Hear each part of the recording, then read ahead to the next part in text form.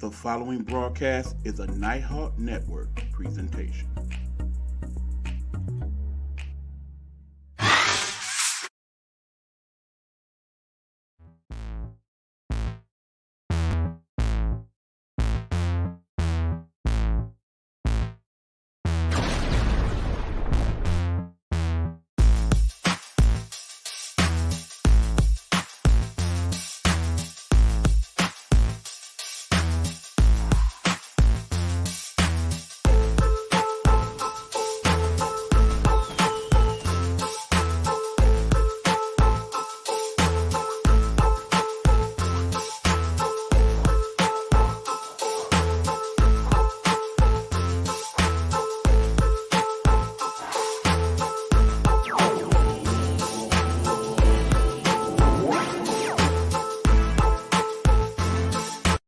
What's going on?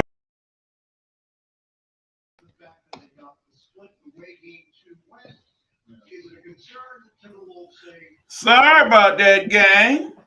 Pushed the wrong button there. Hey, what's going on? It's your boy, Young E Buck, in the building with the man with the master plan right there. That dude, Hugh Lee. What up, Hugh? What's good, man? A lot of good stuff to talk about, man. What's going on? And this is, of course, Gametime Audible, where we talk about sports. We get it in. We talk about all the major stuff, some of the minor stuff, too. It all depends on how it go. And, of course, who determines that? The man with the master plan himself. Without further ado, I give you the dude, the sports guru, Hugh Lee. What up, Hugh? What we doing? What's good, man? We're going to start it off with a little sprinkle of football, some of the news that I heard, man, but it's going to be really action packed on pretty much us working on the NBA playoffs and baseball and the almost somewhat historic night last night. All right, let's talk about it. All right, man. I want to get it off first and talk to you about, we talked about this a little earlier in the week, and I want to know how do you feel about my man's Denzel Ward getting that contract, man. I really feel like right now Cleveland is really trying to get it together. I feel like they looked at it like they knew that they made the mistake and they manned up about it with Baker Mayfield, and that kind of hurt my feelings because I was definitely an activist for Baker. I felt like when he was healthy, he played really good and he was really showing that he had a lot of potential and a lot of upside. But last year, him playing injured and trying to be something he's not, and that's an elite quarterback, it really made him look bad. And I think it got to the point where, yeah, I think Cleveland appreciate what he did, but a lot of the stuff too, like his off the field antics or more or less his pouting and his whining and complaining, they didn't settle for that. They basically wanted somebody who was a grown up. Therefore, now we're in the Deshaun Watson era. And now Denzel Ward got his money, man. Now he's the highest paid cornerback in the league. I mean, you talked about it, and I said, man, I think my man's gonna complain. He gonna really get pissed off because Jalen Ramsey don't like to be showed out. But I was really surprised when I sent you that when he said that he knew that somebody was eventually gonna beat his mark when he got paid. And congratulations to Denzel Ward, and he deserved it. Bottom line, they paid Denzel Ward to be the top paid cornerback in the league. They overpaid for him. Plain and simple. They overpaid for him. He is not the top cornerback in the league. He is not the second top cornerback in the league. Here, I always go as far as to say he's not even the third top cornerback in the league. Cleveland is overcompensating. They've overpaid for Denzel Ward. They most definitely have overpaid for the quarterback, Deshaun Watson. Absolutely. 230 mil guaranteed. I understand what Cleveland is attempting to do. They want to change the culture. They want to bring a championship to Cleveland. All they talk about is what LeBron did. They want to be part of the scenario. We can win too. But when all is said and done, Cleveland has overpaid and they are going to have issues. They are in a division where now they are not even the persons that we are looking up at. They will not be better than Cincinnati. They will not be better than Baltimore. Only because of the quarterback situation, they slightly better than Pittsburgh. It's not going to work. Throwing money at this problem in the case of Cleveland is not going to work. For other teams, I think it's going to work out quite well. Jacksonville's throwing a whole bunch of money at folks, and I think that's going to be to their benefit. But Cleveland, no, sir. No.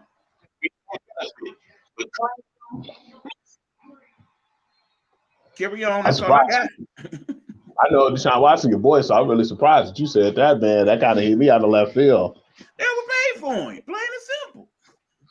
That was a little ridiculous. Guaranteed is ridiculous, man. That's ridiculous. $230 million guaranteed. It's only like 4 or 5 players in the NBA make more money guaranteed than Deshaun Watson. Come on now. Remember I told you that source that I was looking at said, and I'm not going to say no name, but she said Atlanta had to really do something stupid right now to make this move happen, to not make this move happen. And that's when I think that, like you said, Cleveland got to the point where they got scared. They wanted their guy and they wanted to get their guy. And I think that they overconfiscated for him. And it's unfortunate because I really feel like he's a great player, but I still don't really feel like it's just something missing in Cleveland, man, with that organization. And no other quarterback in the NFL has $230 million guaranteed money. Is Deshaun Watson the best quarterback in the league? No, he is not.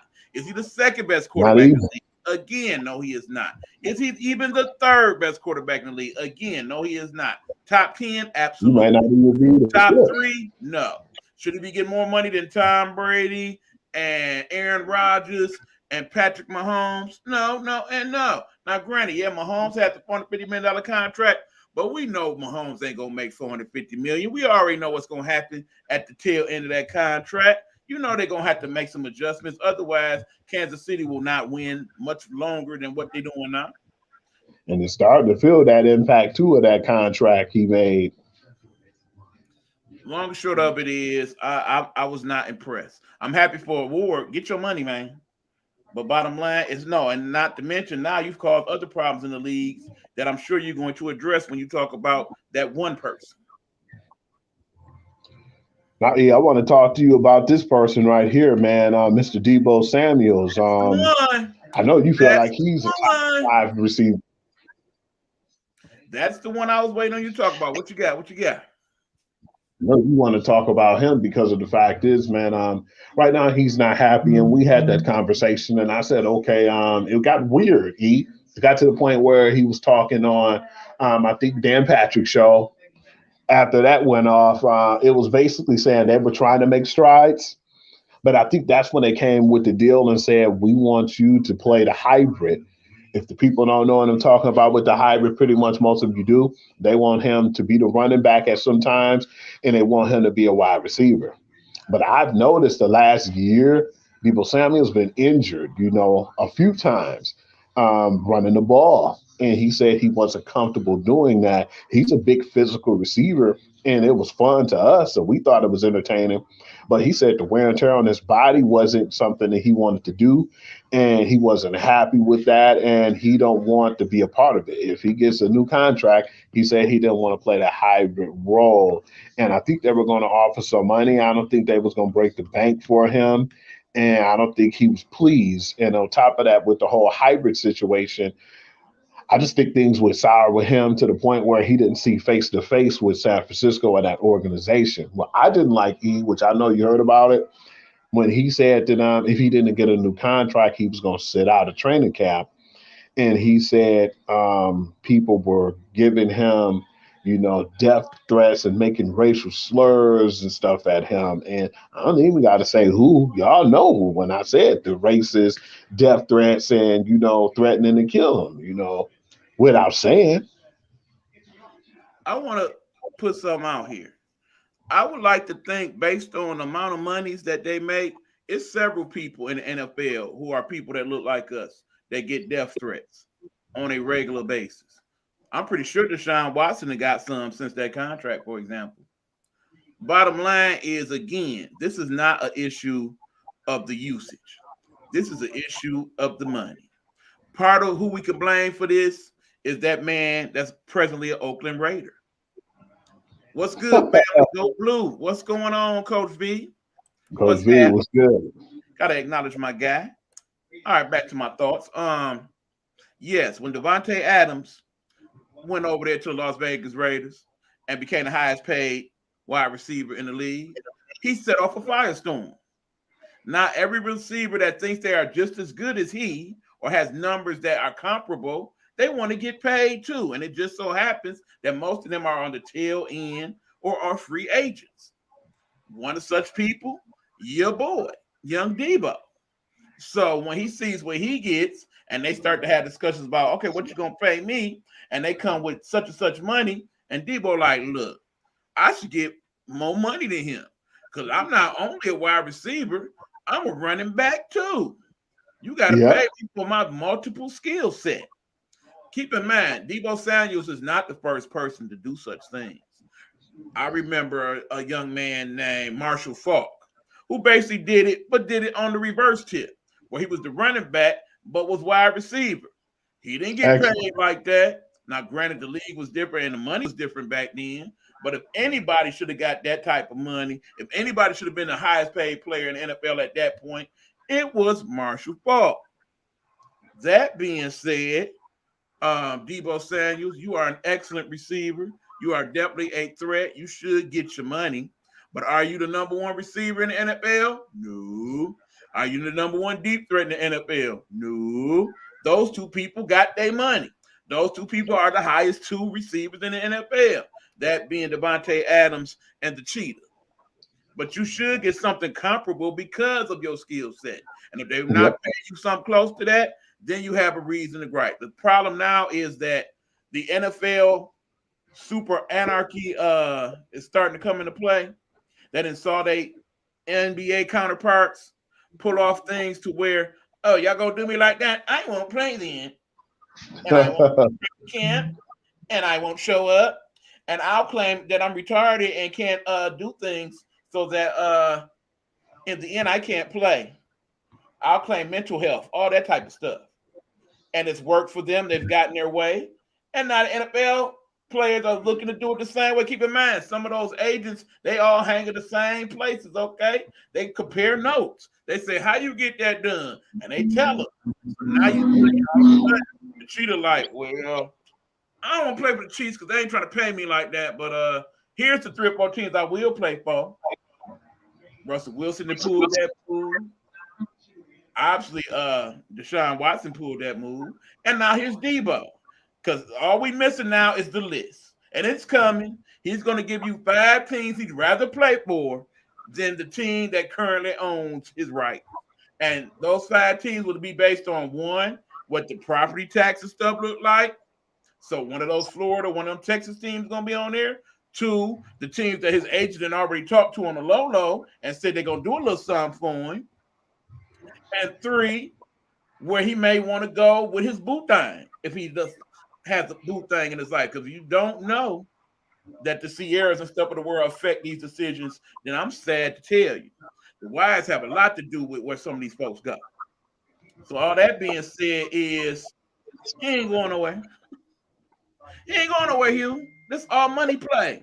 San Fran gonna pony up the dough. I'm glad you mentioned that too, E, because first and foremost, yes, he does have a boo thing. But to get to the topic at hand, what I believe is going to happen is they don't have a first round pick. And I've heard too just recently they want a king's ransom for him. So it depends on if a team want to give up that king's ransom. Will they? Probably not. It's too close to the draft. That's where I think it's hurting Debo at. And I'm glad to we get the chance to discuss this because the draft will be on next week. Of course, April 28th, live. NFL Network, ESPN, for all the people who want to check that out. But yeah, that's where it's hurting him at, and it's hurting his money. Some teams are still going to be desperate and feel like, well, what they have in the draft is still not enough. We know Debo's a proven player, and he proven himself in one of the best divisions in the league, and we want that. But right now, it doesn't really make sense for people to give up ransom. You got next Thursday the draft. So I don't think I would right now neither. So yeah, when you said he ain't going anywhere, hey, somebody either gonna have to get hurt in OTAs or one of these rookie guys gonna have to get hurt when they training, man. Something's gonna have to happen to put a scare in the team to say, hey, we need him and we need to get him now. But it's gonna be for another draft year though. And that's the thing. If it's not going to get done this week or sometime by the draft, it may get done as the draft is taking place. But if it don't get done, then I see you over there saying no, it ain't gonna happen. And this is the He ain't going worst nowhere, time Hugh. to pull that. This is the He ain't worst going time for him nowhere. to do that. Now, the only way I see him moving is, like you said, if some team get desperate, a team like the Eagles that has so many first round picks say, hey, you can have all of them. Give me Debo. Yeah, then he gone. Then he How they gone. gonna He say gonna be mad about it, but he gone. how they But gonna all that say being it? said is he like living out there in Cali. He ain't going nowhere. They're gonna work it out. Yeah, you're right. He want to still be in that fun sun setting. He don't want to be out there in Philly where it gets super stupid cold. And they clown you when you don't do right, as Ben Oh, Simmons. man, they don't care who you are. Remember, they used to clown McNabb, and that was their quarterback. As Ben Simmons about that one. That's funny because when you start mentioning stuff about people pouting and talk about depression, yeah, that's what I was thinking about. The Captain Kangaroo kid with Pride Caller. But yeah, man, I didn't really want to go too much deep into the NFL, but just wanted to talk about those topics right quick. Y'all already know what time it is. The draft coming up, and we'll have more discussions about that then when things start to really heat up. Well, the draft next Thursday. What we waiting on? We talk a little bit about it. I'm gonna put Yeah, this out man, there. You let me know what you think. what's going to I think happen it's gonna be because one of the worst drafts in several years. yeah, absolutely. Because it's not no sure cut quarterback who's going to be a franchise quarterback right now. It kind of reminded me of that draft when they had Jake Locker, Christian Ponder, and I'm trying to see who else was. Hey, Oh Teddy Bridgewater Lord. was in that draft. Oh That Lord. was one of the worst drafts. Man, you remember Christian Ponder? That was one of the worst Oh my drafts that I've God. ever seen as far as quarterbacks, and all those guys got picked within the top 20, and it didn't work out. Jake Locker, I felt bad for him because he had injuries because he was like a really good quarterback. Well, I think he messed up at was coming back to school his senior year to try to up the stock, and he had the injury that year. Then after that, it was a trickle down effect to where the man didn't even play anymore from injuries. But Christian Potter just couldn't cut it. Unfortunately, Teddy Bridgewater just a journeyman. And a lot of the guys in that draft, that's what it reminded me of. It reminded me of that draft because it was so bad. And I just don't really see no main quarterback. Like Sam Howell, I got love for Malik Willis, but I'm not sure, man. It's like, because he's still raw. So he's still going to have to get a little time to learn and play the game, The word especially for the in day, the Hugh, NFL. is player development. That is the key to this draft. Who gets drafted by who, and who is better at the player development stage of the play. Because right now I'm looking at the people coming out. I see no surefire Hall of Famers. We've had those drafts where it's been 3 or 4 players, and you're like, that dude definitely gonna be at least a 10-year all-pro and all of that. I don't see nobody like that in this draft. Not Hutchinson, not Willis, not Thibodeau, not Neal, none of them. I don't see any of them, and they say, "Oh yeah, we got somebody going to Canton." They're gonna have to work to get to that point. The Notre Dame kid disappointed me too with the poor 40 time in his pro day. Now I know you ain't buying into that, Hugh. I know we ain't talking 40 times. We've Well, I'm had not this even just discussion, talking about sir. that. I'm just You saying remember that that dude Ross? You remember Ross? Remember that kid? yeah, 40 times don't mean jack to me, bro. I need to see what you do on the feed. they better hope he do well on the field because I've seen some games where he was great and some games he disappeared. But a lot of people got him on the top of their board, which surprised me. Akuda had a good 40 times. How he doing? Hey man, What up, you Jeff? don't be looking at me. Don't be looking at me like that. You shouldn't even brought that clown name up, man. I'm Hey, just he should. looking Hey, up here. if we had to pick a game where Debo got his money at, he definitely should have got it that game, man, because Oh he yeah, toasted that dude. yeah. How that dude get Broke toast through on did every cash him play? out. He get toast on every play, and most times when he get toasted, I think he set up a front when he was acting like he was injured because the man was flat out embarrassed on TV several times, and all of a sudden he got a hamstring pull. And if you remember that same game, that's the game where the coach went up to him and talked to him like he was his son. You remember that? Yeah, he pissed off. You could tell he was cursing. I don't know what he was saying, but you know it wasn't a You really you you polite bull conversation. issue. You bull issue. You on that Smurf stuff? That's what he was saying. Because he was. That probably go down as one of the. You know what? Before we even evaluate that, if he stay injured another year or so, that might be one of the top draft busts that we had as the Detroit Lions of all time. Do you understand what you're saying by saying that? Because we done had some We not pretty bad buzz. because we ain't gonna Shout get out into the Andre wide Ware. receivers like the Charles Rogers and all those guys. They had their. It was a few times they had games or they did well to you be like, okay, we see why we drafted him at this number.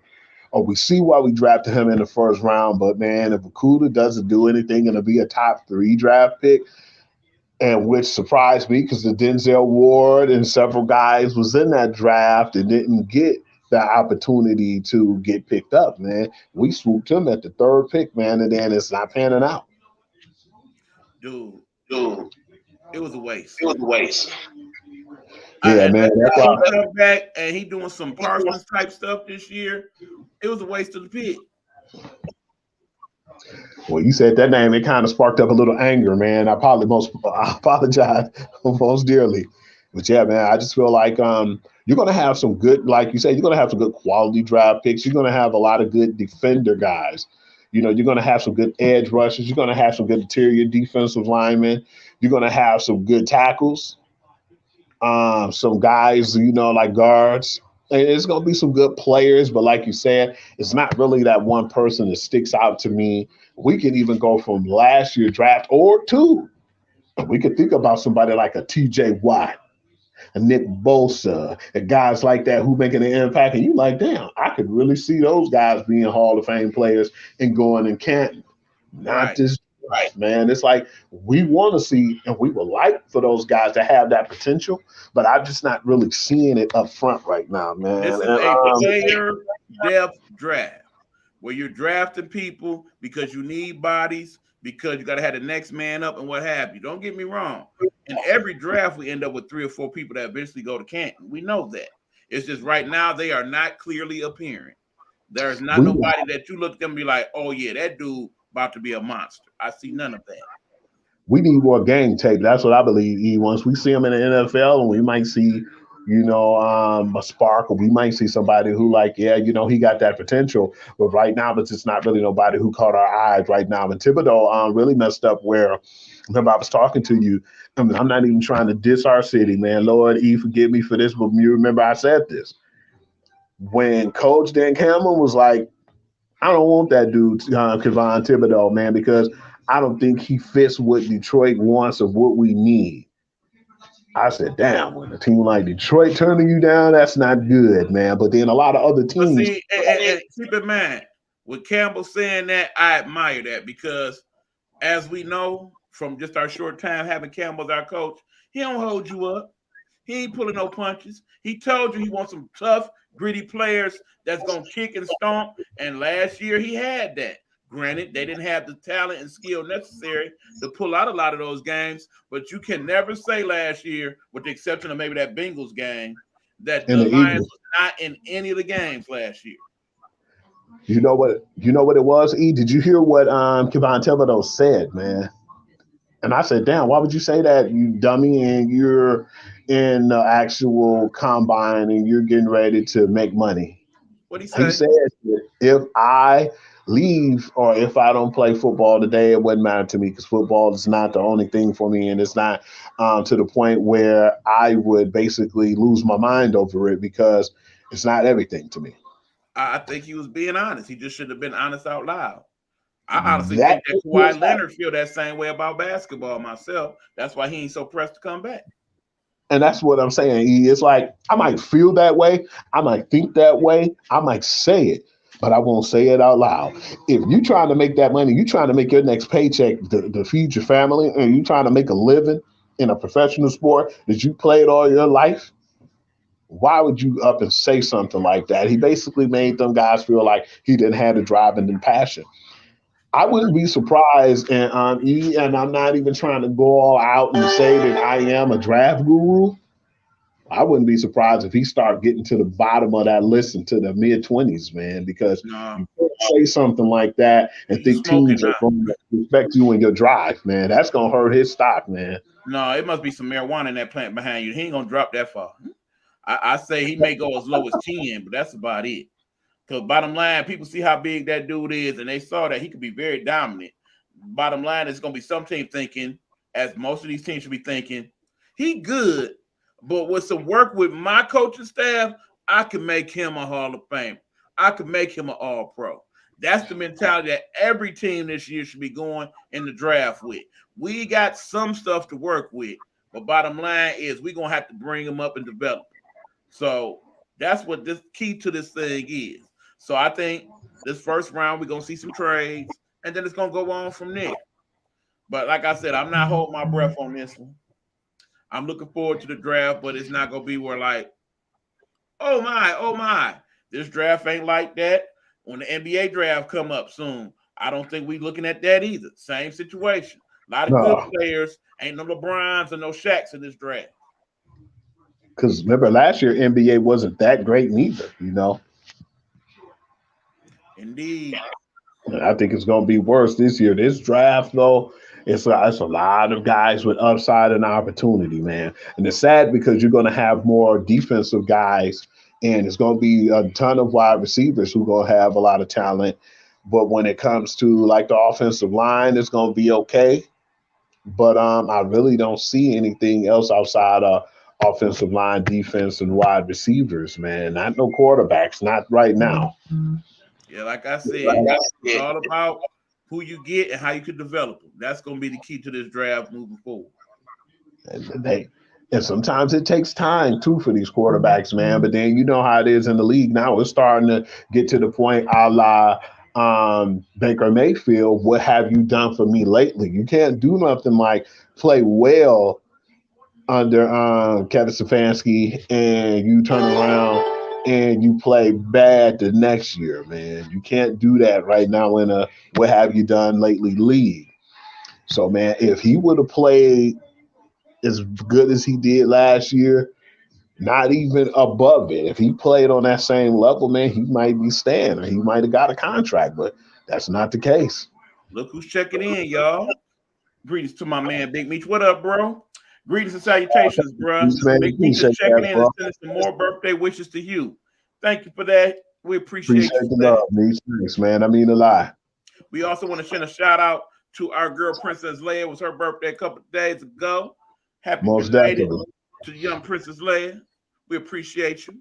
One of our fine supporters in the Nighthawk Network. But yeah, thank you for checking in, Big Meech. We appreciate you, bro. I Absolutely. gotta send her some memes too, man. Out of everybody, she showed me the most love out of the memes, and it's dearly appreciated. It makes me keep making people look goofy and silly. Yep. Well, you know how I feel about that one. Yeah. Do you, man? But sometimes I just be like, let's scroll on. Some of, some of them hit low, man. But All I yeah, you know know, it's is I'm probably gonna look at that doggone Nighthawk email one day, and it's gonna be Terrence Howard's people like, we putting a cease and desist on Hugh Lee. You gonna stop putting my man T on everybody's face? You gonna stop doing that? it's We funny ain't doing because that he no the more. perfect light skin to where I could blend him, man. If he was a little bit more darker, he would have got me. But he the perfect light skin. Let's move on. Back to the show, Hugh. Yes, sir. We got to get to the baseball right now, man. I definitely want to do that first, but then we had to get the football out the way. It's been really a crazy year right now, man. But we was coming home from the game too. We definitely gonna mention that. Big ups to Shohei Ohtani. Damn, man, that was probably his best pitching performance ever in the majors. Because a few times he let a lot of balls fly. Remember, I was telling you that. I was like, man, he must really be getting that. And if he could get that part, like, say, for instance, if this man can average 7 to 8 strikes per game and win some games, like how they had that shutout yesterday, man, not only is he the MVP, but they're gonna have to really rake out the cash for this man because to do both at that level, I just really was surprised, man. But to strike out 12 and they shut out that Houston Astros, that's not a that's not no scrub team, man. They lost a couple pieces, but they're still one of the teams that's always going to compete and be in contention. So yeah, I was really surprised to see that. And then when we heard the 12 strikes, man, I was amazed with that. So it's been really a good year so far. It's still the beginning of the season, but it's been a lot of stuff going on right now, man. You see my boy Pujols come back to St. Louis, and he put the team on his back. I didn't think anyone no way in hell he'd be able to do that. I thought he'd contribute for them to win because you do still got Yachty over there, and you got Nolan Arenado, which is one of my favorite players, and then you got Paul Goldschmidt.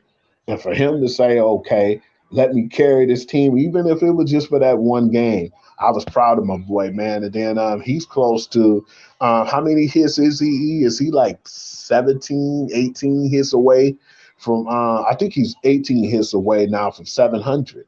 You That's mean 18 huge, home, you mean man. 18 home runs away? I think it's less than that. I think it's closer to like 15. But bottom line is, what is the nickname of Albert Pujols? The machine. And the machine is just keep rolling. Bottom line, you a DH. Your job is to hit. That's something he's always been able to do. Just like Great how at it. some of the talking heads locally is saying that once we get Cabrera's 3,000 hit, we should start putting him on part time, have him pinch hit or whatnot. The man is still a hitter. He is still in the top 25 right now in the league in hitting. Is he hitting for power? No. But he was never no superior power hitter. In his good years, he was hitting maybe 40, maybe 45. His main thing was the hitter. Remember, he's a 4-time American League batting champion. Just like Pujols is a former batting champion.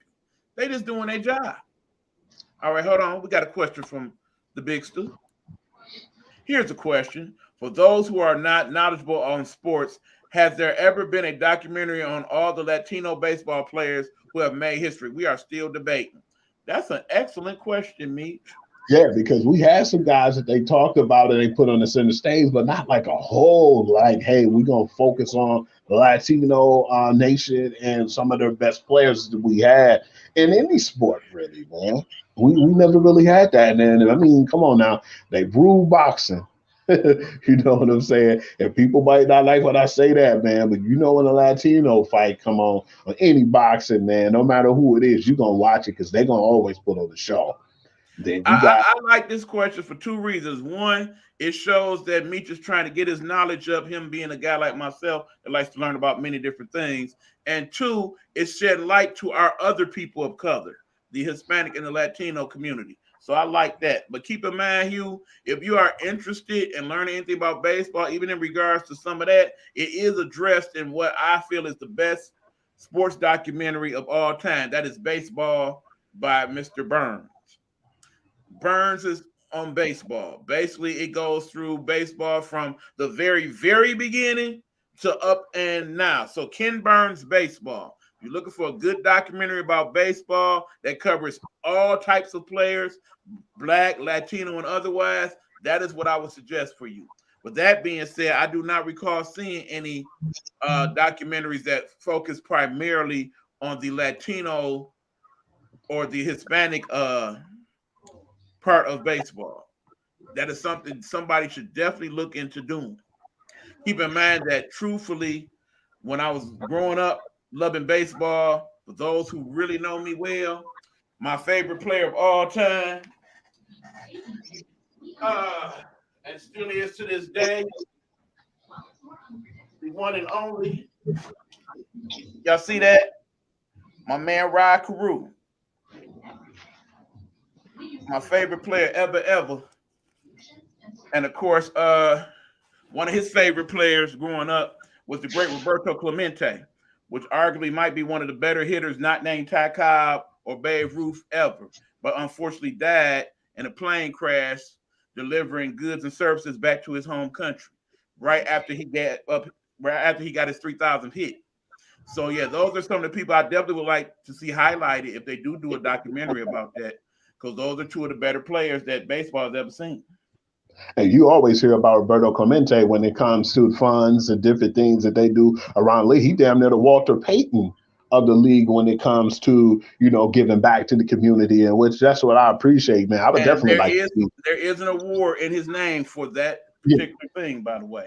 So good that you and I mentioned that. definitely want to see that. I would like to see his documentary.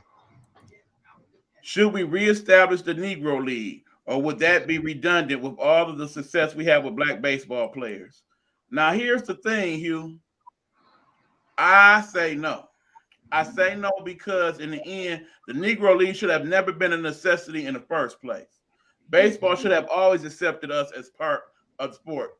Because otherwise, if they had done that, baseball would have been a much greater game than it is even now. Not to mention the fact that I think that the NFL would have never got its stranglehold on us in terms of it being the most favorite sport in America if baseball had always accepted the Negroes as part of the league.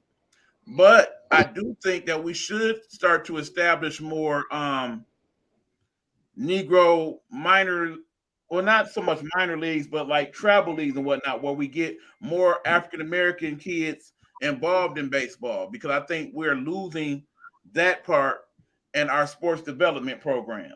More people are taking their kids now in the African American community and teaching them basketball and football. Hell, even golf. And There's they actually had a program too. for young black people. But in terms of baseball, that would be great if we would develop that more, like in a city like here, Detroit, where we have so many African American kids with enormous amount of talent. They need to expand that too, because they do have something right now in the MLB that they were doing, and it's called RBI, Reviving Back the Inner City. I definitely would like for them to expand that a little bit more too, man. Because like you said, we don't really have a lot of black kids that who are interested in baseball in Michigan, man. Not in the urban cities, man. I might be wrong, but you don't really see that much, man. Because we talked about that. Remember the other day, we looked around and we was like, damn. I think before we was going to the game, I was like, man, we don't really have no diamonds. Remember we were saying that on the way there. I said, man, I'll never really see too many, baseball diamonds or nothing now, man. And yeah, no disrespect, we seen a cool skateboard park and thought that was pretty cool. But I'm like, man, where the hell's all the baseball diamonds at? It seems like they slowly but surely disappearing, and definitely would like to see that come about again.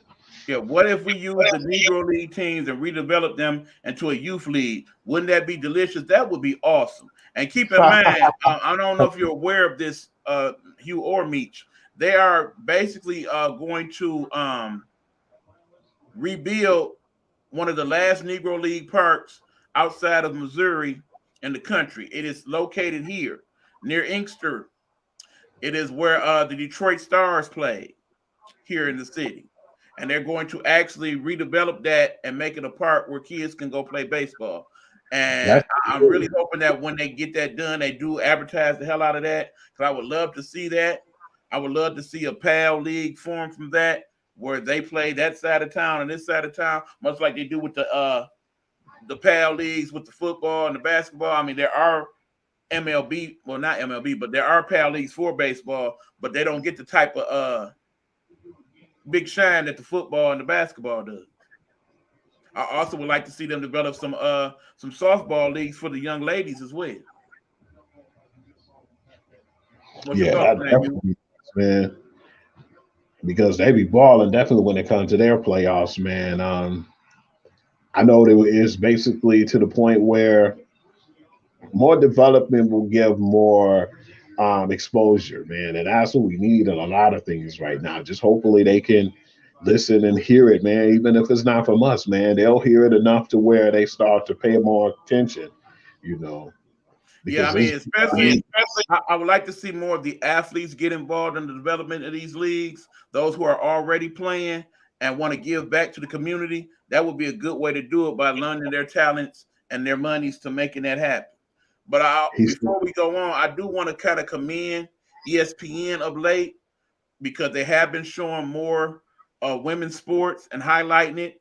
I definitely like the fact that they have latched on to the SEC network and the Big Ten network, and ACC, and they are showing not only men but women's sports as well.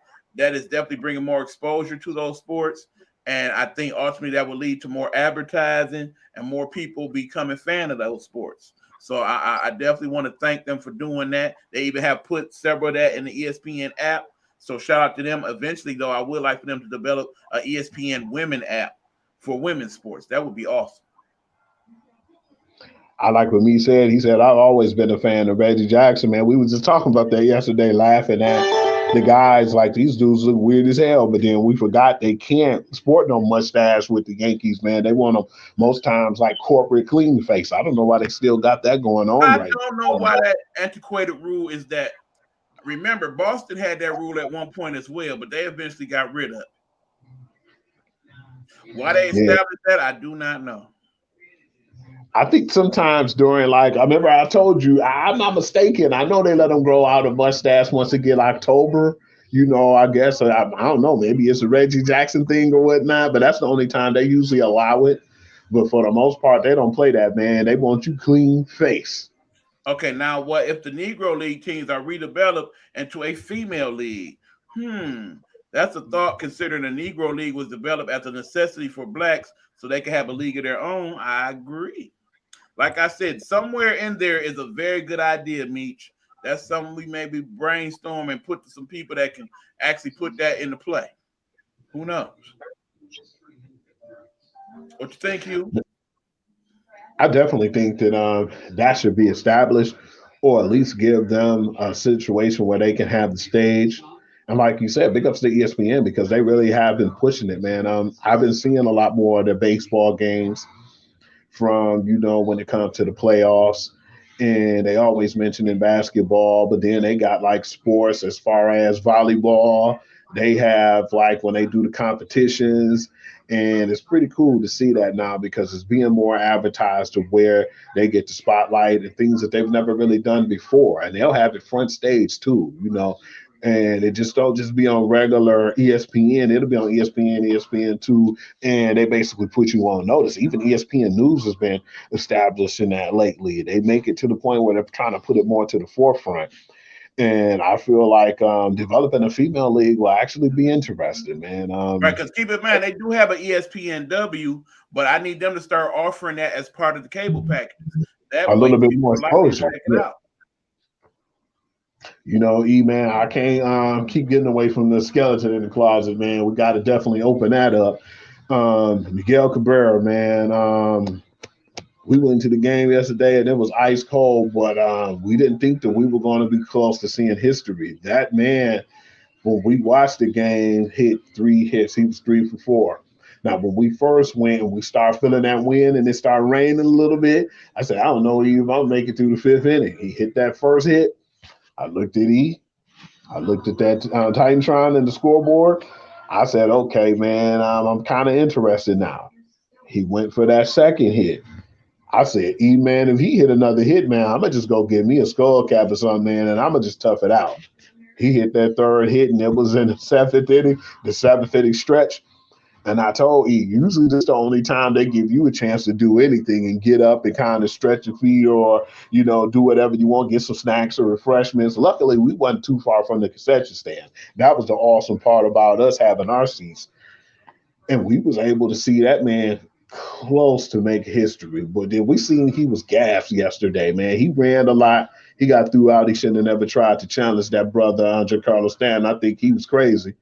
But it was just really interesting, man, because it was actually a really good game, no matter how cold it was. And I regret it a little bit. I thought I should have dressed a little warmer, but at the same time, to see that game and see how excited the fans were here, it was definitely worth it, man. I had a good time. You had a good time. And it was just good just joking around and getting out, man, just to actually see a game again. Because when the last time you seen a game like live, man, like 2 years ago? 3 years ago. But yeah, first of all, for those who don't know, we went to the actual baseball game yesterday. We went to go see Tiger Baseball live and direct there at Comerica Park. Like you said, we had a very good time, though it was very cold. That wind whipping off the blizzard was nothing to play with. And your big brother told you to go get your coat. I did. But no, you being an old ex-football player that you are, this ain't cold. I got this. We can play in the snow like that. But in the 5th inning, I felt somebody's leg knocking against my leg. Yeah, nigga was cold. Nigga was cold in the mud. Shout out to Comerica Park for providing those scullies. them gold plated 24 karat $30 scullies. Stop it, man. But I mean, also, I also want to credit them for some of those food items that they had. man, They, it was good. like I said, we tried a little We had. something, and I can't wait to go back and try some of the rest of that because it was all smelling real good. Them prices Man, jacked up. I probably had to get your euro, man. That looks so good. We got to bring our own utensils too, man. They be skimpy on the I utensils, bro. definitely must bring some plastic utensils for my man Hugh. He felt so savage eating it with his hands. You know, we was at the ballpark, and most ballpark food is to be eaten with your hands. But in the same token, they had those big stupid beers that people was drinking, and they acting a fool afterwards. And it was just good to do some people watching. It was some, you know, it was good fun. Granted, I think I would have rather had yesterday's or today's weather yesterday. That would have made it more fun. But we did see a good game. We almost saw history. Amen. And the thing is, for those people who say, well, baseball is boring, I don't get it. I need y'all to get up and go to an actual game. It costs $10 to go to a Tiger game these days and get basic seat A. Most ballparks, you're probably going to pay between $10 and $25 for basic ticket. It's probably the cheapest ticket of any of the major sports outside of maybe soccer or something. Go on and check out a game. And then I think And you'll we were think about baseball. We were pretty close.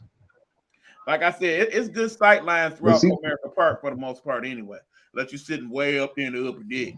And people was sitting up there, and I was like, being cheap. Y'all ain't They only played $5 or something, man. I can understand why they were sitting way up there, Hugh. But that being said, you know, they do little things in between innings, and you know, it's good interaction between the players and the kids and all that good stuff.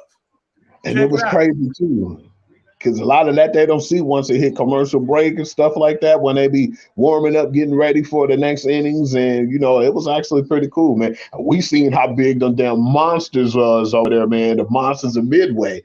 Damn, them boys is big, man. Giancarlo Stanton like 6'7". And Judge is, well, he at least 6'11" and 7 feet, man. Those dudes were monsters. Those was two of the biggest baseball players I seen. But then again, Michael Pineda pitched today, and he ain't no little dude, okay? No. Dude, yo, Michael Pineda, and they say he weigh 290, they'll lie. That dude weigh more than I do. Michael Pineda. Did Michael Pineda used to play for the Yankees? Am I mistaken? Yes, he played for the Yankees and the Twins. He the one who got with he had some type of grease or something on his glove. Yeah, I remember that dude. That was that guy. Yeah, now here's the thing, Hugh, and this is gonna kind of mix in. I don't know if you plan on talking about this today, but the USFL that we watched this weekend. Oh yeah, I definitely. The actual play itself, we'll talk about a little later, but I want to talk about some of the innovations that they added to the game. I think some of that will work very well with baseball. For example, think about how much greater that game would have been last night if we would have had Miggy mic for sound throughout the entire game. Damn, man. You know what? Do they even do mic ups in baseball like that? They do, but they rarely do. I think it's something they should adapt. You see that the NBA, when they have the broadcast, they do that all the time now. I think baseball should do the same. When you get to understand some of the strategy, I mean, now granted, you're not going to play every single thing because some things ain't meant to be heard. But, you know, the NFL and the NBA have done a good job of that. Okay. Yeah, we about to get off that subject because look who's here. What's up, Pete, man? What's good, man? How about that? You want us to talk about that? Gotta call the audible, Hugh. You already know where we going. I knew this comment don't do that. Yeah, man. You know, I've been telling you, man, I thought he was the MVP all year, man. That brother, man, he definitely put that team on his back, man. When they won that first game, it was just ridiculous. And he basically was one of the guys who stepped up on it. And surprisingly, Tyrese Maxey, man, he reminded me of the Jordan Poole, how he's doing with the Golden State Warriors, man. Hello. Time out. Now, we done jumped all into the game, and we ain't explained nothing. Brandon came here disrupting as he tends to do. We have now switched from talking baseball to the NBA playoffs. So let's officially put it out there. The person we're talking about is Joel Embiid, the center for the Philadelphia 76ers and the job he did last night. So now that the audience, because some of them, they don't know everything about what we're talking about. For example, G League basketball tickets are as low as $10 a game. Here in Atlanta, our College Park Gateway Arena has no bad seats. See what I'm saying? So, like for some of our fans that don't know quite as much about sports as the three of us just jumping into it, can we break it down on a little bit here? Man, I would definitely love to see a G League game, man. Depends on the team. I think that's actually pretty good too. And $10 and it's pretty good seats. Damn, I wish they had something going on like that here, man, because I wouldn't mind going to nothing like that. They got G League in Grand Rapids. You can make that 2-hour drive over there. Damn, I'm like, damn, that is a little hike though. I don't know. I said, not for the G League. I ain't driving to Grand Rapids. That's what I'm saying. But look, back to Mr. Hunter, who has been touting one Joel Embiid the entire season. Hell, damn near his entire career. That is his guy. And right now he is showing and proving.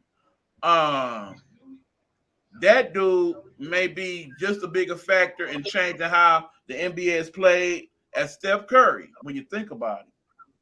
Because think about it, here he definitely got some Elijah on it. And no, I can't even give him Elijah one. Well, what I saw last night, he on the next level.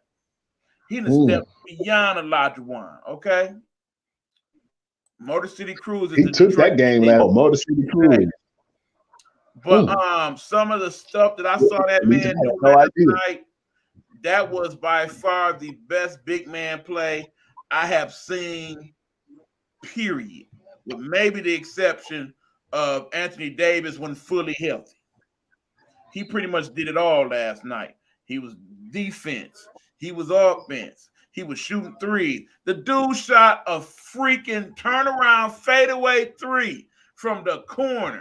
That was better than any jumper you'll see any guard shoot, okay? The game winner that he shot last night, incredible. Oh, man, he got that in clutch. To that next level. In the end, I don't think they're going to name him as MVP. I think they're going to go ahead and give that to the Joker. But that being said, that man getting robbed, okay?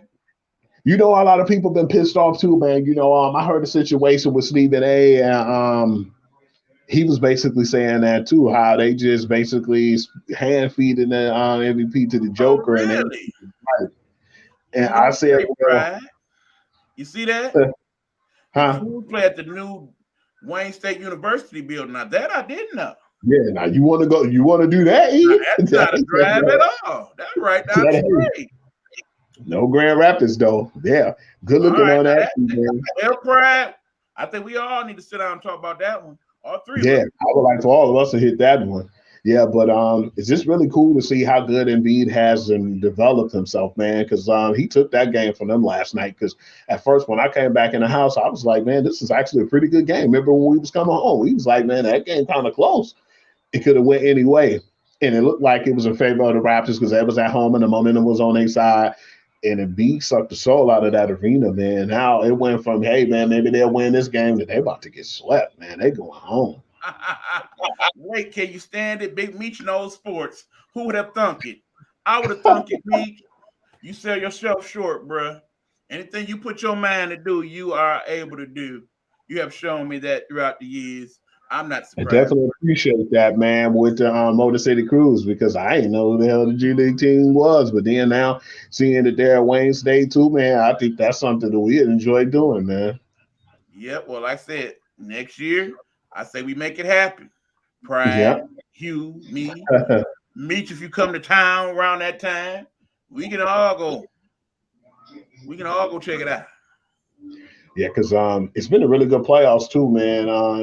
Besides the exception of the Golden State series, let's hope Joker and them can get one since he's supposedly their so-called reigning MVP, and it's a possibility they tribally spoon feed him again. If he can't hold them down tonight, man, or if he gets shut down again, do they play tonight? Because I think they might not come back until Friday. They do play tonight. No, they do play tonight. That's the 10 o'clock game this evening. Because if he don't perform in this game like he should, man, I don't think they should give him that MVP. And I know I might be tripping, and I know a lot of people might not like to hear that if they're Joker fans, but I'm saying it because of the fact is, yeah, he played well in the regular season, man, but this is the time where you really supposed to step up as an MVP, and I don't think he really did much, man. Right now, I think that he's basically underachieving, man. And then, Draymond Green shut him down. I mean, bottom line is, and I know you and Pratt ain't gonna agree with this. I do think the Joker was the MVP this year. Reason why I say that is Um, because we talk about most valuable player, not most important player, not best player, most valuable player. You take Embiid off the Sixers in the East, they might make the playoffs because they still got Harris. Of course, they got the Beard now. Maxi is balling out of control. Please get yeah, that brother some props. Maskey, man, give him his love. Give him And then his of love, course man. they He's had playing. Little Steph. Little Steph was doing this thing over there. But bottom line, if you take the Joker off of Denver, they're a lottery squad. There's a lottery squad without him. And that's sad because they got some players that you think would Yeah, be. I mean, man, the reason why they're not doing well, Aaron. Hello, Aaron. Where are you, sir? Are you gonna show up for these playoffs? I ain't seen you. disappeared, man, like he did in Orlando. Yeah, unfortunately, Porter Yeah, man. Jr. he ended up getting hurt. That's definitely costing them. If you could play at Jamal all, Murray. Murray, if you could play at all, I need you to suit up because they need you, bro. They need you bad. Even 70% Hey, would be helpful. I want to hit us with an audible right now, All man. right. I don't care what John Morant was saying, man. He better hope that they can pull it off or even make this game interesting because he caught feelings when he heard Barkley and a couple of guys saying, I think Barkley said when the game started and it was tied, Barkley was like, man, I think that them guys is gonna lose this game just from the way they come out playing. He said they look kind of sluggish. They end up pulling it off, but I mean, you let the Timberwolves come in your house, it's still a game. And I love Ja, man, and Jaren Jackson, and I feel like that's a really talented team, man. But I just don't know, man, because yeah, as you see, them guys, man, Anthony Edwards, man, he's playing well above his years, man. The kid's only 21, and that first game, I was very impressed. But now, too, on that note, those guys right now are down, man, and it's not really looking good, man. It's 4 minutes left in the second half, man. The second quarter, and it's 51-29. You must have forgot what I told you. What did I tell you about who's gonna win this series? You said the Wolves Why did I say that? because of Cat and basically the experience they had from being a team. Bottom line is They've been shout together out to longer. Ja and them. They had an amazing regular season, but they all still young. They're not quite ready for prime time. It's just like back in the day when Kevin Garnett finally managed to get the T-Wolves to the playoffs. They got blitzed in that first round because they wasn't ready. Ja and them is not ready. The playoffs is a whole different animal, okay? They being Mm-hmm. real rough with your boys over there. It's a They've been talented real team over in aggressive with Memphis, it. but they got that spirit, the T-Wolves, and you know where that spirit come from. It comes from the lunatic unfriends of the NBA. That dude, Patrick Beverly. He got them Patrick believing. Patrick Beverly is there on Draymond Green, man. Love him or hate Absolutely. Absolutely. He is the heart and soul of that T-Wolves squad. That was a very good pickup by them. Yeah, man. You know what was sad about it too, Cologne? What I like to hear Patrick Beverly passion, man. A lot of people look at him and they say that he's an angry man and he just, talk crap and he basically starts a lot, man, and get under people's skin or whatnot, and rattle people. But he's a great leader, and they don't give that attribute to him too, man. And now you can see it because the Clippers didn't have that same type of pizzazz and the passion that they had before in the past. It seemed like something Right. was missing. Kawhi Leonard too. Where are you? What a will Kawhi please stand up? But at the same time, Patrick Beverly, when they asked him when they beat the Clippers that first play-in game, they were saying, "What were you saying to those guys?" And he said, "I told them to take their ass home." He said the reason why I said that was because I did everything I could for that organization, and I put in my blood, sweat, and tears for them to basically disown or trash me or throw me away like that. It basically was really, what can I say? He said that it pissed him off, and it was a huge letdown because he thought that they had faith in him as well. And for him to do that, and for them to play the way they did, and for to lose because the Clippers lost to the Pelicans, and the Pelicans got into the play in, and they end up being in the playoffs because of that. But now, speaking of man, damn, it's not really looking too good for Phoenix, man. Hopefully, Chris Paul can pull out some of that fountain of youth and do something with that lineup, man. Because what's scary about it right now is the fact that CP3 is without Devin Booker, man. And at the time, it was funny to me because Devin was doing what Devin do. He was cooking, man. He's shooting fall away, fadeaways, falling out of bounds, bumping kids, giving them fist bumps. Next thing you know, man, I don't know what happened. It was just like the third quarter. They set him out. They said he had a hamstring injury. He won't return. And they said he might miss the third and fourth game. He probably should actually. But that being said, I think it's enough on that Phoenix squad, depth-wise, to pull this one out in the first round. Now, if they don't get him at least relatively healthy for that second round, that's a whole nother story. But I think they'll be all right. Going back to that whole thing with Patrick Beverley and the Clippers have shown over the years that they do not deal with people well. And that's even before they racist owner. Even now with Steve being their owner. I can't think of his last name at the moment. Forgive me, y'all. But Steve Ballmer, there we go. Yeah, he's a good owner, but in his organization, there are people that do not deal with situations well. For example, when they let Chris Paul go, they didn't deal with that well. That's why he felt some type of way about them. Remember that whole ruckus with Houston and the Clippers over the years when Paul went there, and then it was that with him and Blake. But then, of course, when Blake got traded to Detroit, and good and damn well, Blake did not want to come here. He ain't want to come here. So he has felt some type of way about the Clipper organization. And then let's not forget how they did my boy Doc Rivers and how they played him. They have not dealt well organizational-wise with people. And that definitely came into those emotions that one Pat Beverley had.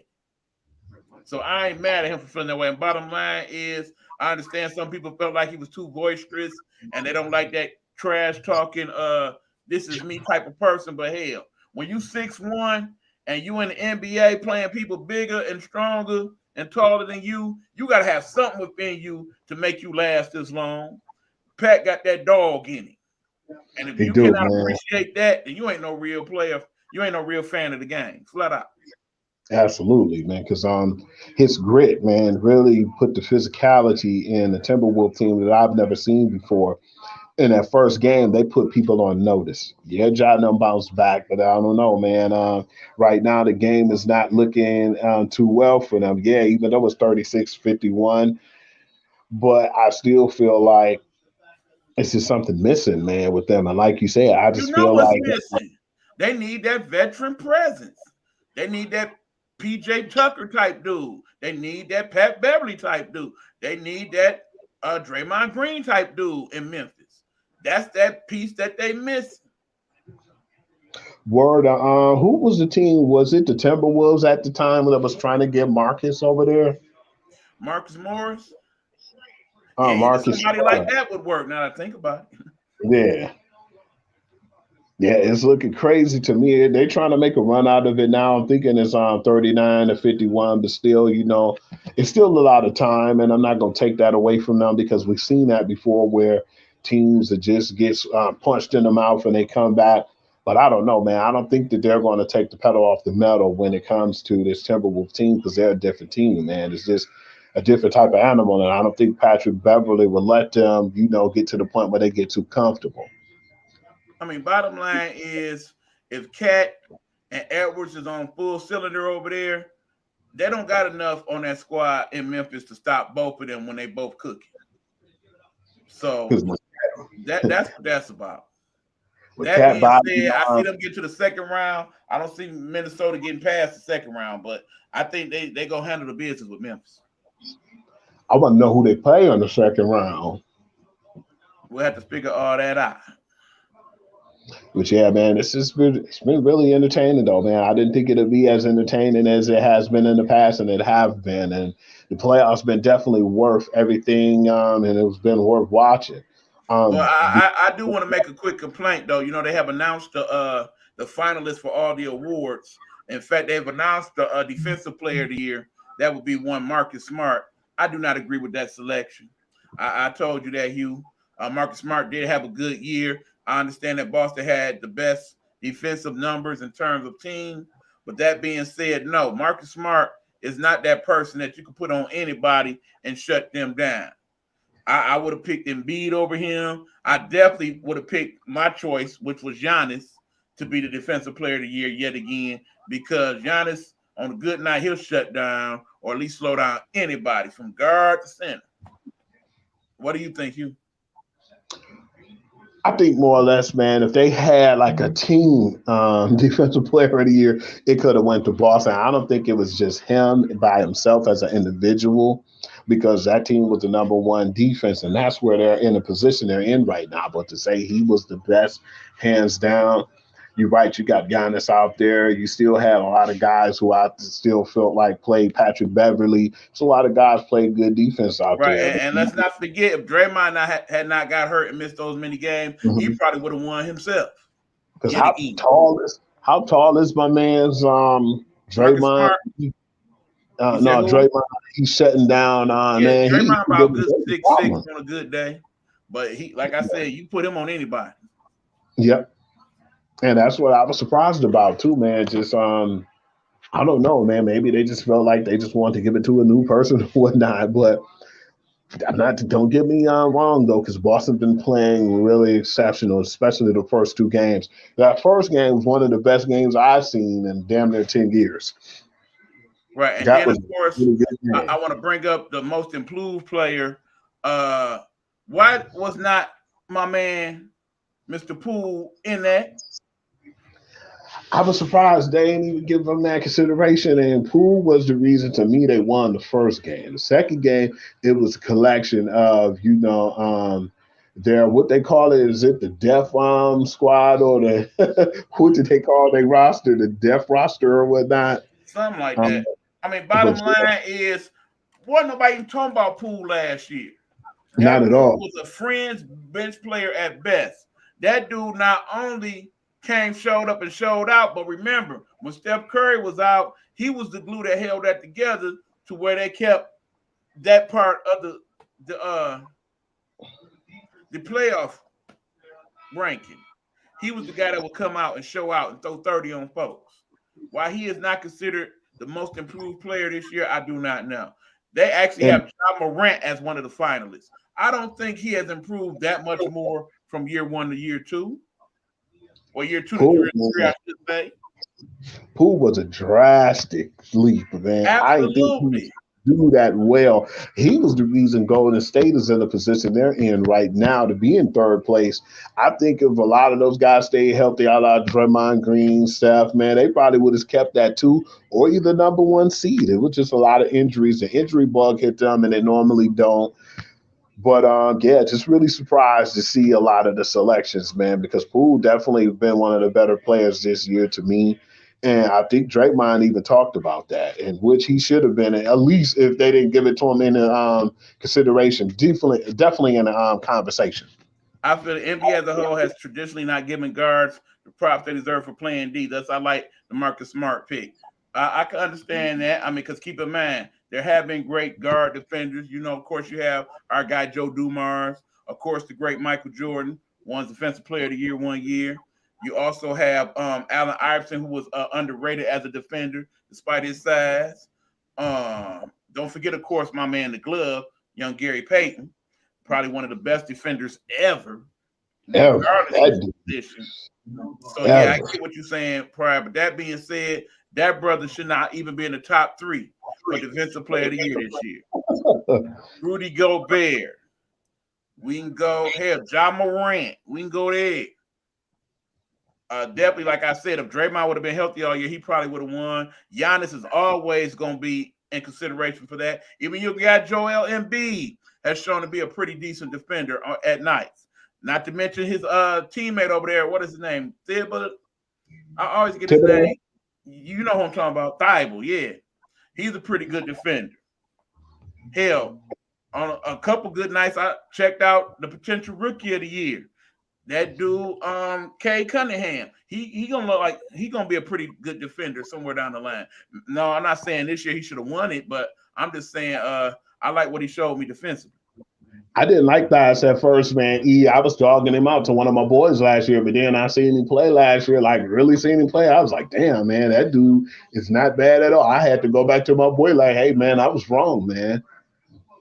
And those guys collectively, just imagine if they still have Robert Williams playing right now. Oh, yeah. Speaking of defensive players, I think I would have picked him over Marcus Smart on his own team, even. Man, that dude was such a definitely a defensive factor. What? And then you on blast for his OKD last year in the playoffs. Yeah, I get that. You know what surprised me too, E-Man, is the fact that. Hold on, before I forget. Let's not forget Jones for New Orleans and the defensive work he put in this year. If it was a defensive rookie of the year, he definitely would be it. Then you got to give Jerry Jackson his props, man.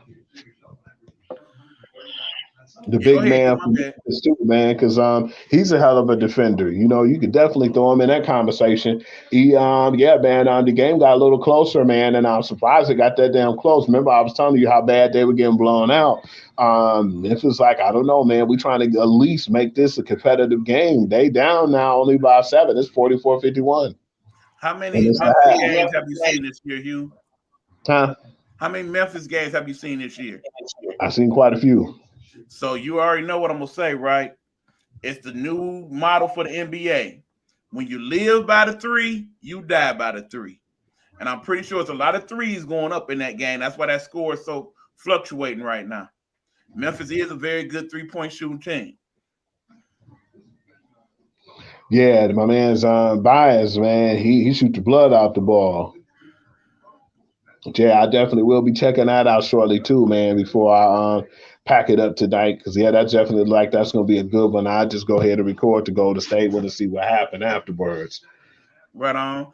Oh, hold on. Before I forget, free Brittany Griner. Free her now. Carry on.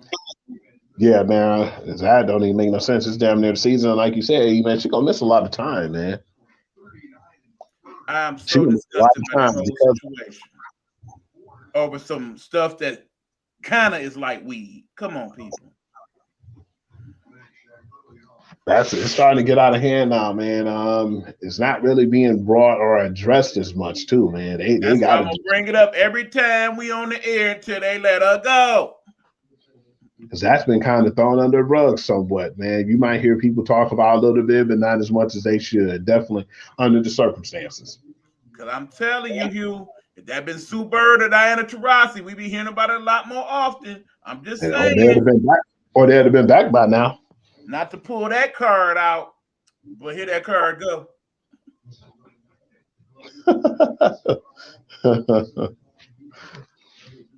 I think Pride will appreciate this. Was it the great O'Shea Jackson that once said, "My skin is my sin"?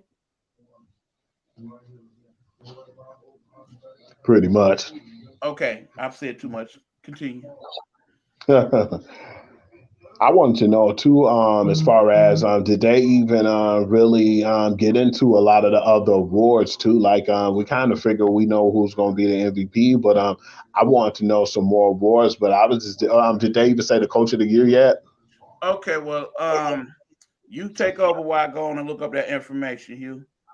Yeah, because it's a lot of good ones out there, man. I was just really surprised to see how big of a jump Memphis made, even though people might think they might be a one and done. But if so, I still feel like it'll be actually pretty good to actually check out, man, because you got their coach and you got guys like the Pelicans. Damn, man, big ups to my mans first and foremost. Willie Green, he make that team play. We all love him because he's from the D, man, but he's just a good person as far as a basketball player and now a coach, man. Those guys believe. Yeah, Just to know, Motor City Cruise finished the season tied with the Delaware Blue Coats 22-10. Damn, that's not 22 and that's 10, not not bad. Well, check this out. Who would have thought the day would come when you, Big Meat, start being my person doing the research? Remember, that's kind of how I started with Meach. Sometimes popping in being research department. Now look at Meach doing the research department for us. that's College Park Skyhawks finished fifth in Eastern Conference with 20 and 13. Okay, all right. And keep in mind, Big Meach is connected to the College Park Skyhawks of the G League. You can throw in how that is, Meach, if you got a minute. I think that's very interesting. I would like people to know that about you and your organization and the peeps. But meanwhile, okay, here is that list we're looking for. Right now, the finalists for most valuable player: Nicole Jokic, Joel Embiid, and Giannis Antetokounmpo. Those are the three finalists. Three you know finalists who I for put Rookie of the Year. rolling with pride on that one. Three finalists for Rookie of the Year: Scotty Barnes, Evan Mobley, and Cade Cunningham. Give it to our boy. I think so. But that being said, I think Scotty gonna mess around and win it. We already know now who won the Defensive Player of the Year, but Rudy Gobert and Mikal Bridges for Phoenix, they were the finalists. And I did forget all about Mikal Bridges. He did play some good defense this year too. Yeah. The Sixth Man of the Year: Tyler Hero, Kevin Love, and Cameron Johnson. Bottom line, again, Poole should have been in that as well. Hell yeah, if anything. That being Tyler Hero, said, man. I Damn. say Tyler Hero will probably win that. Yeah, Tyler Hero. That dude on another level. He came in the league not afraid. That's what make that Miami team so great. They overachieved that first year when we were in a bubble and they beat a lot of the teams and went on to the championship. But yeah, man, I definitely think they got a lot to go. But Yep. just his game, man. He's definitely not afraid. He'd take it to anyone, and I definitely like his heart, man. Yep. Okay. For most improved player, the finalists are Darius Garland for Cleveland Cavaliers, John Morant for the Grizzlies, and Dejounte Murray for San Antonio. Again, my man Tyrone Poole got played. He not only should be in this, he should be the winner. John Morant should not even be on this, first of all. Darius Garland, yeah, he did a good improvement. Hell yeah. If anybody gonna win, that's not that dude. I want it to be him. He's the wind beneath my wings. Ha ha ha ha. Talking about hero. But yeah, no, that's some BS, okay? My man's got played. And I got played because if he would have won, you already know I would have cashed out. We've already had that discussion. Shout out to FanDuel. But anyway, Coach of the Year: Taylor Jenkins for Memphis Grizzlies, Eric Spoelstra for the Heat, and Monty Williams for the Suns.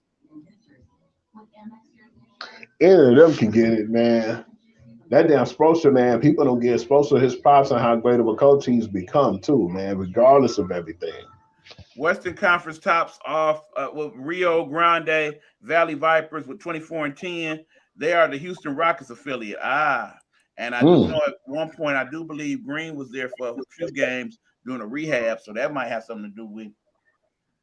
But that being said, I got to go with Mr. Jenkins for the Grizzlies because the Because Grizzlies nobody definitely expected them to stepped be up. as good as they have been this year, man. We all waited for them to just filter off or just fall off somewhere. And for them to keep chugging like they doing, man, the engine that could, man, I definitely give them their props because I didn't think that they'd make it this far or have the records as well as they did. I thought they were going to taper off to like at least the fourth seed while, Phoenix Suns and, Golden State kind of stayed entangled into trying to get that number one spot. So, yeah, that was unexpected to see Memphis and just basically their development and how great they are now as a young team. That being said, too, they're really young and they're going to need that veteran voice or they're going to need that enforcer over there, man, to kind of get them over the hump. And hopefully they can get their PJ Tucker or somebody on that team. The conference finals were Western Vipers versus Agua Caliente Clippers, which of course is the Clippers affiliate. So yeah, We definitely got to check out more of this G League. We Yeah, definitely man. look more of this, my friend. Beach hitting us with all the stuff, man. We definitely got to see what they all about. I appreciate the info, sir. So where are we now? I know you're still keeping updates on the game, but where are we in the conversation, sir? We still talking NBA playoffs? Yeah, man. Bottom line, Toronto, thanks for participating. You and Drake can go sit down at the game 4. As far as Chicago, they play Miami, right? Chicago. It don't matter. Chicago playing the Bucks. It don't matter. Which my man's played pretty well. Even if they don't win any more games, it was just cool for them to split the series and to see DeMar DeRozan throw up that 41 points. Because at first, I think I spoke too soon when I was talking to Pride because they were looking sluggish the first game, and then they made it a contest. But then the last game, my man's threw up them 41, man. And I was like, man, DeMar DeRozan definitely was one of them MVP guys that they definitely should have paid more attention to. But he been really looking sharp, man, and he put the team on his back. And for them to at least tie that series, man, I didn't think it was possible. All right, so the finals are the Vipers and the Blue Coats. Okay, that's what's up. Like I said, we are definitely going to look into that, sir, so that we will be a little better versed on that in the future. Oh, straight up? Damn, you heard that? I didn't even know that. Well, that could make it interesting. That's gonna make it interesting. I mean, basically, I think it kind of evens out. Remembering that Lonzo Ball's not playing the rest of the year. That kind of hurt them too, man. The ball situation, right? Because healthy definitely would have made it a little bit more intriguing. But now, when you say that Chris Middleton out, man, not looking good. In a sweet G best League 2 of champions were the 3 Rio Grande Valley Vipers, the Houston affiliate. All right. And it makes sense because, like I said, remember, Houston had several picks in last year's draft. So I'm assuming a lot of them did not play for the Rockets. They played in the G League. So they probably had to step up on most of the teams in the G League. I mean, those guys will definitely be coming up pretty soon, too, man, because, that Houston team is not really all that great. So we'll definitely see some of them guys coming up to the pros. No, they were not. No, they were not.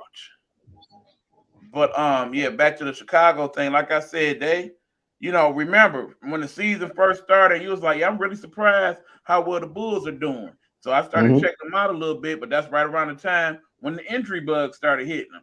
I think all they major players, with the exception of Mr. Shoot It from the Middle himself, got hurt at some point. Levine got hurt at some point.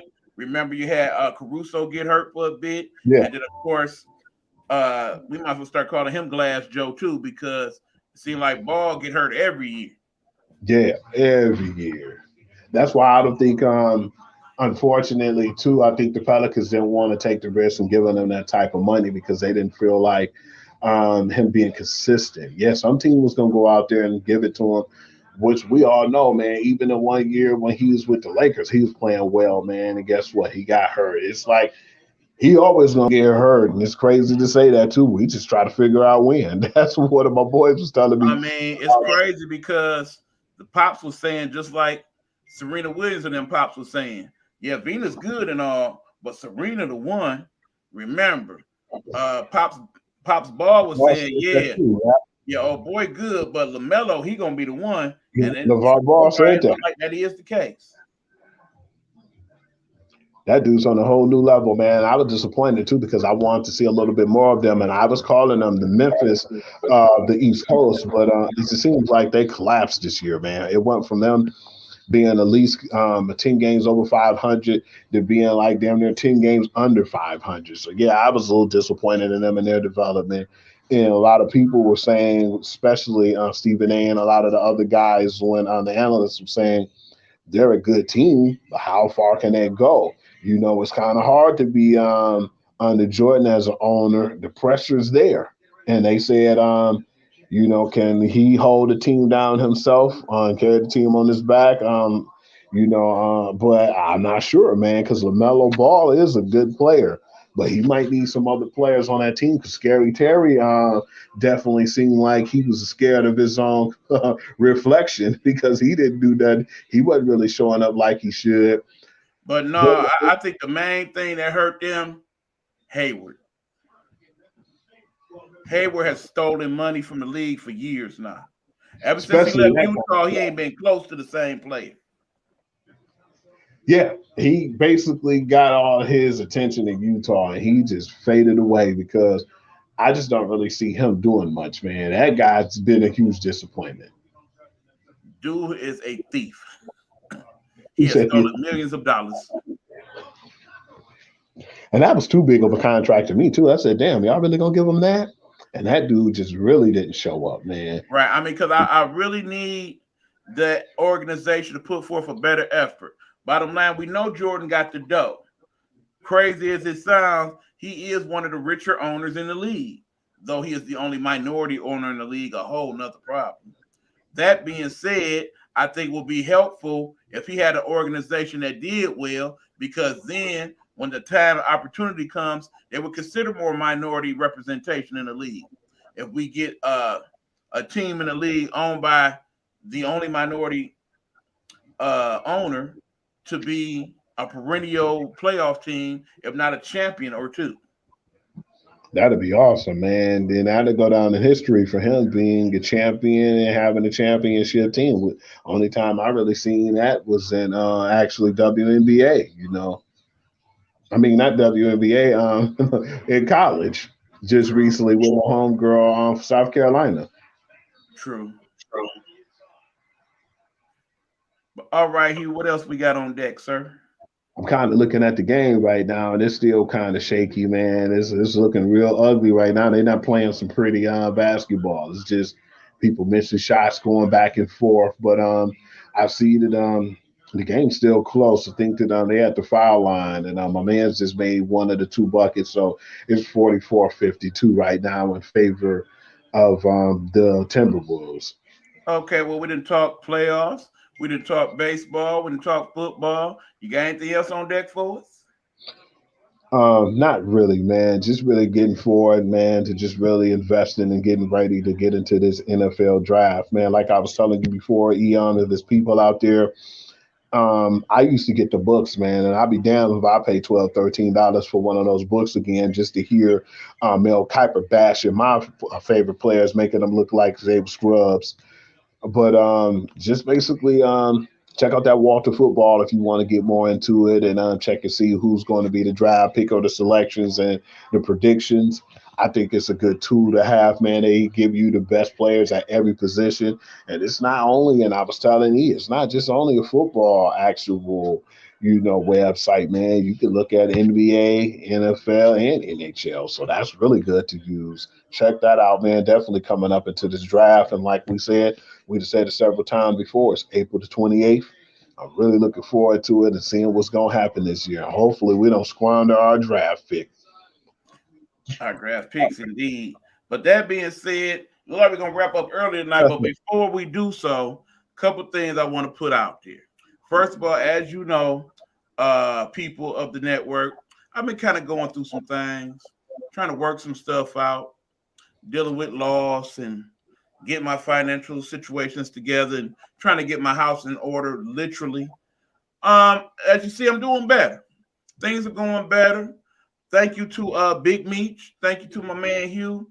Thank you to cousin Marla and to the people who have been chiming in, talking to me, letting me know that everything's okay and they got my back and whatnot. Thank you to my little bro Jay and everybody else who have came in and did a little something to help the process. I appreciate y'all. The network is slowly getting back to where I need it to be. Definitely got some more computer type stuff to set up here. And definitely need to have several conversations with many of you who have been looking to be part of the network or to advertise on the network, to have your show on the network. No names. What's going on, Pride? How you doing? Call me soon. But since we want to talk wrestling, I know just the guy that's good at talking about wrestling. Let's have that discussion. But anyway, all that being said, we are moving forward slowly but surely. Big Meech, I'll be talking to you soon. You have brought out some opportunities that I'm definitely interested in being a part of now that I got my mind back right. And again, I'd like to thank everybody that tunes in, whether y'all tune in live or if you check us out in the rebroadcast. We appreciate you. We even thank those of you who come in and see this and then behind closed doors talk about how boring we are or what type of people we have on the network and so on and so forth. Hi, haters. How you doing? How you doing? That part. But Keep none us of that, motivated. good, bad, or otherwise, I'm just appreciative and thank you because in the end, I woke up this morning and I didn't have to. And all my friends that are still here with me, still here, and I'm thankful for them as well. And I just wanted to put that out there. We got new content and stuff coming soon. Stay tuned, y'all. Go ahead, Hugh. Y'all already know what to do, man. Appreciate everybody who been paying attention to the page, and thank you, Pride, man. You definitely one of the huge contributors. Pure to the game, man. Check me out. I'll be dropping the blogs. There's been a lot of interesting stuff going on around the leagues, but at the same time, too, we're getting closer to the draft. So it's going to be a lot of stuff I put on there. It's going to be some leaks and things that we could discuss on there. And if you like what I'm saying, or you just want to hear more of different things on there for me to spam out rising, hit me up on the page, man. Let me know what you think, or let me know what you want me to talk about exclusively, and I'll definitely consider and put that on the page as well. Like I said, it's just not my page. It's your page to make me better and to basically get the information out there that you guys need. And appreciate Meech, man, for putting us up on the G League, man, because that was something I'm not really too much educated with, but man, that'll definitely make me pay more attention to our Detroit team. And since we see now that it's Wayne State, man, we probably even give them a couple of looks or two. And I'm just proud of me becoming a sports fan because he wasn't really a big sports fan like that.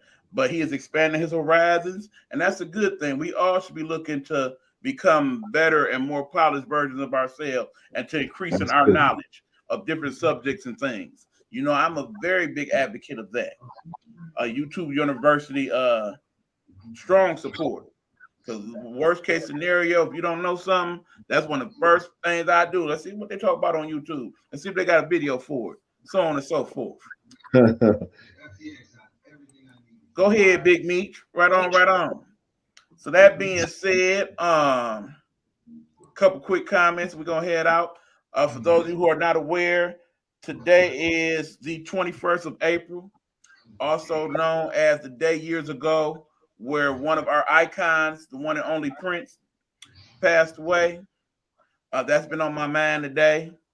Bottom line is it's on my mind because we never know. We never know when that day will come and something will change the way that we look at the world. And Prince definitely changed the way I looked at music. And I am sad that he is gone. It seemed like he was just starting to come back out and be a little bit more vocal and active about things. You started to see him at like the Minnesota Timberwolves games and everything. Absolutely, Pride. I know you're a Likewise. big fan as well, Pride. Absolutely, that's why I mentioned that as well. But we got to give people their flowers while they're here. So I challenge everybody to keep doing that. Let's acknowledge our greats while they still are among us, because we never know the time or place where somebody may leave us.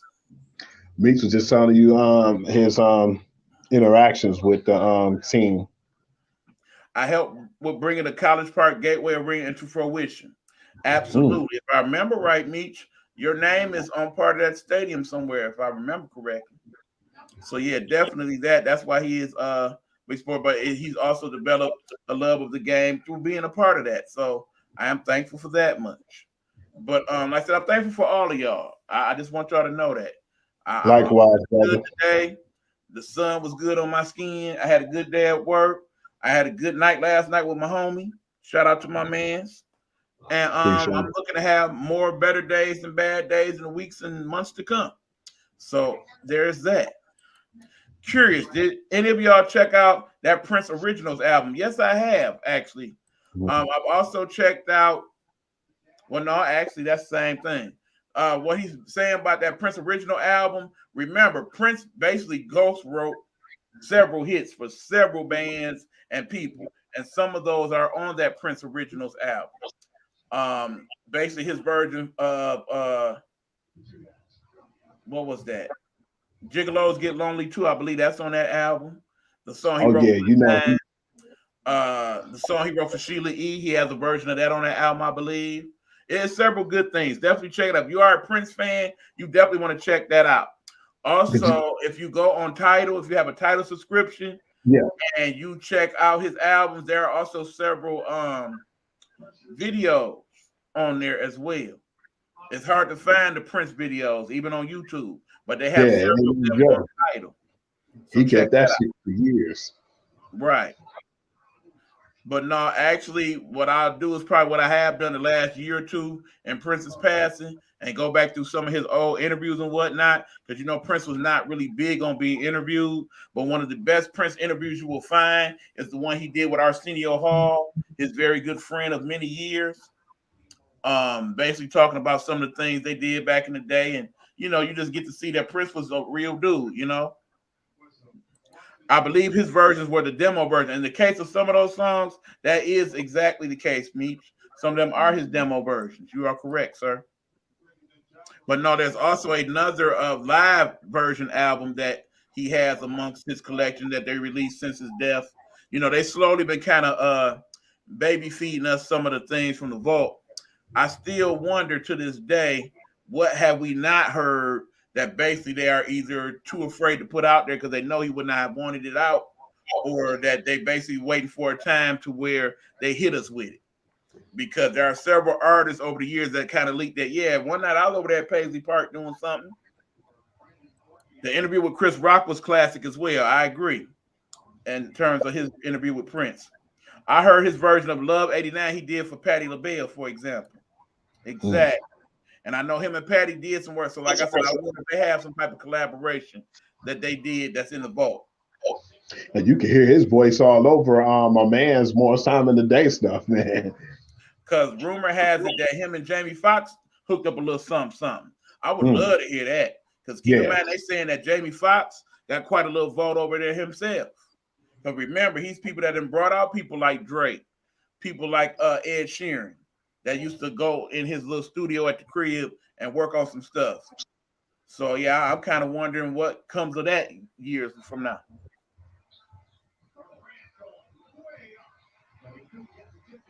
Yeah, definitely had a good time tonight, E man. It was a pleasure. And see, on Appreciate that all. note, you see that look by you, that means it's time to wrap it up, bro. We get tired. So yeah, Yeah, man, let's go and thank you, wrap this everybody, puppy up. man. Thanks for the love, man. We appreciate y'all. Absolutely. We will be back to our regular scheduled day on Wednesday next week. Of course, that will be the day before the NFL draft, so we'll probably go heavy on that, as well as anything else going on in sports. Keep in mind, I have a new sports podcast coming out soon. Be looking for that. It's going to be called Big Buck Sports. So check that out. Great show, and peace, says Pride.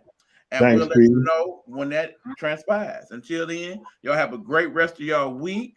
We love you. We appreciate you. And after I find that doggone opening, shout out to Big Meech. Dish and Tea is on Friday and Saturdays around 9 o'clock. Please check it out on YouTube because Facebook has suspended my boy, and I don't appreciate that. Put my man Big Meech back on Facebook. You tripping. Free Big Meech. Free Big Meech indeed. That being said, we will catch you guys next week. Throw that fingers up, you. You know what to do. There it is. Peace.